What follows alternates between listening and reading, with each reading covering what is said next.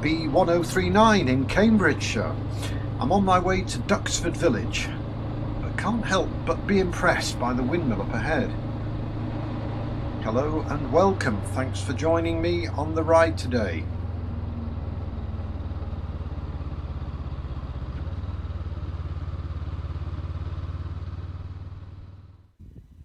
Great Chishill Windmill, not to be missed.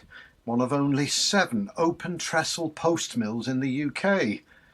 The only one fitted with a fantail for automatic turning to the wind. And what glorious views over the chalk downs from this elevated position.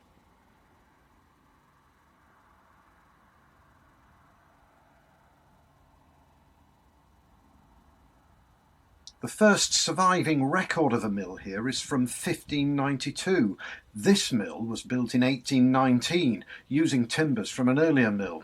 It was last worked in 1951 and restored in 1965. An amazing example of rural engineering. Okay, better get on. I'm climbing the chalk escarpment to Great Chishill village, which sits on some of the highest land in Cambridgeshire. A couple of videos ago, some of you will have seen I was at the lowest point in Cambridgeshire, indeed in the whole UK. These chalk hills extend via the Chilterns to the South Downs and northwards to the Lincolnshire and Yorkshire wolds.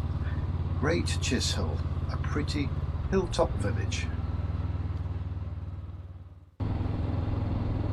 Lower down now, but still clinging to the edge of the chalk geology, I'm now approaching Duxford from the west along a dead straight Grange road. That's the M11 motorway I've just crossed. St Peter's Street, Duxford. Duxford is famous for its airfield and aircraft museum, the largest in Britain and well worth a visit incidentally, but my interests are in things much older on this ride. There's one of the 2 medieval parish churches in Duxford, St Peter's. There's been a church on that site since the 1100s. There were once 2 parishes in Duxford until 1874, when the 2 parishes of St John's and St Peter's were united and regular services at St John's ceased. This meant that St John's Church was spared much restoration work, leaving us with a rare example of a rustic and unspoiled country church from the Middle Ages. It's this that I've come to see. St John's. A quirky rather than beautiful exterior. Quirky because every medieval architectural period remains in place. It's a textbook of architectural styles. That lead spike that passes for a steeple on the tower was twisted in 1897 when a flagpole tied to it to celebrate Queen Victoria's Diamond Jubilee was blown about in a gale. Twisted it remains. Zigzag carvings over the door scream out Norman origins. On the lintel, that cross is Saxon from an earlier church on this site. In the Middle Ages, churches were decorated with paintings such as these. Imagine them newly done in the full brilliance of their colour. That roundel framing the Lamb of God is an Ouroboros symbol, a snake swallowing its tail, an ancient symbol long predating Christianity, representing rebirth and eternity. What is this crustacean-like subhumanoid with the segmented body?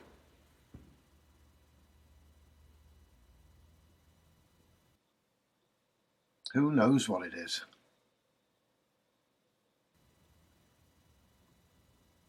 Above this is the martyrdom of a saint, St Margaret or Catherine.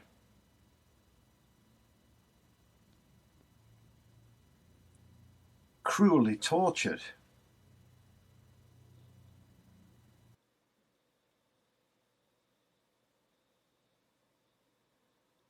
Here we have 2 saints. The colours must have been once brilliant. Remember, these have been recovered from underneath whitewash. To the bottom left, you might make out a depiction of the crucifixion. You'll certainly see the devils up above. A wonderful church allowing us to glimpse something of the medieval world.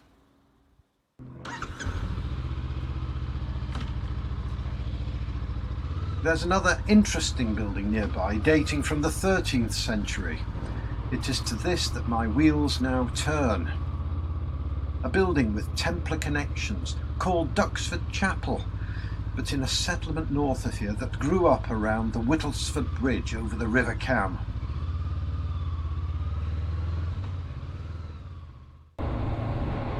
Getting there means joining the busy A505 for a short while. This road runs 50 miles from Leighton Buzzard to Bourne Bridge near Great Abington, broadly in alignment with the ancient Icknield Way.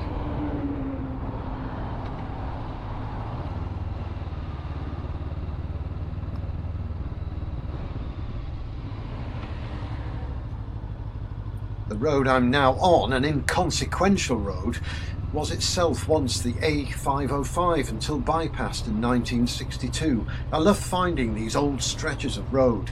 This was once part of the Baldock and Bourne Bridge Turnpike, established back in 1769.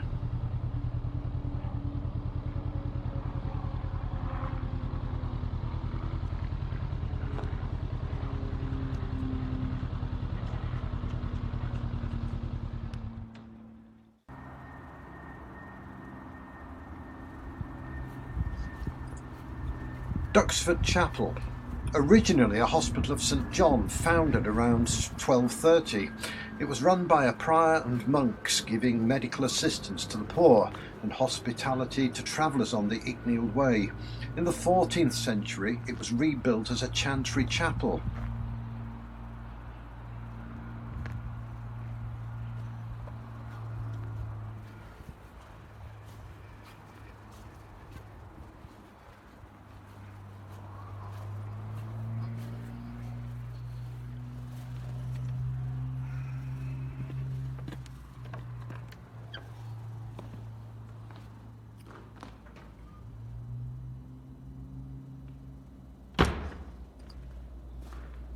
That east end of the building has the most complete stonework and features that clearly indicate the Mass was celebrated here in the 14th century.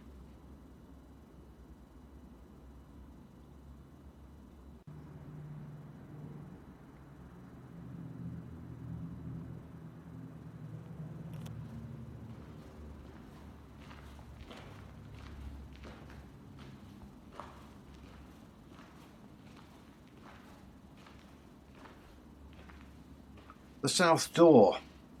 Left of this, the arched seat for the priest. And left of this, the piscina, where the priest would have washed the chalice used in the Mass. You can see the drain hole in its base. Passing where the altar would have been, there's a simple rectangular aumbry, a recessed cabinet for storing sacred vessels and vestments. That arched recess is an Easter sepulchre where sacred items were placed during the Easter celebrations. A rectangular chapel simply built from local flint with dressed limestone. Since the demise of chantry chapels under Henry VIII, the 15th century Red Lion Inn has provided the hospitality and prospered, whilst the chapel was used as a barn by the inn, falling into disrepair until restored in 1949. A religious building intimately connected to the history of an important road, now bypassed and hidden from most travellers who race by.